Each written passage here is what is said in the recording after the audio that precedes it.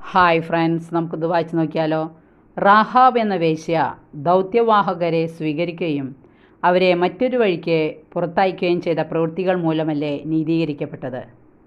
എന്താ സംഭവം നമുക്ക് നോക്കിയാലോ. കാനാൻ ദേശം ഉറ്റുനോക്കാനായി ജോഷുവ പറഞ്ഞയച്ച 2 പേർ ജെറീക്കോയിലെത്തി. അവർ റാഹാബ് എന്നു പേരുള്ള ഒരു വേശ്യയുടെ വീട്ടിലാണ് രാത്രി ചെലവഴിച്ചത്. ജെറീക്കോയിലെ രാജാവ് ആളയച്ച് റാഹാബിനോട് ഈ ചാരന്മാരെക്കുറിച്ച് അന്വേഷിച്ചു.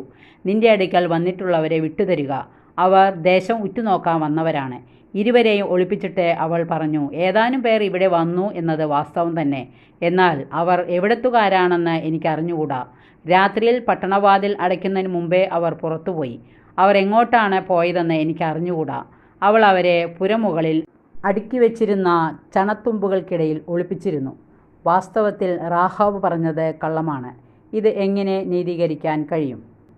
ലേഖനം ഇഷ്ടപ്പെട്ടാൽ ലൈക്ക് ചെയ്യണേ.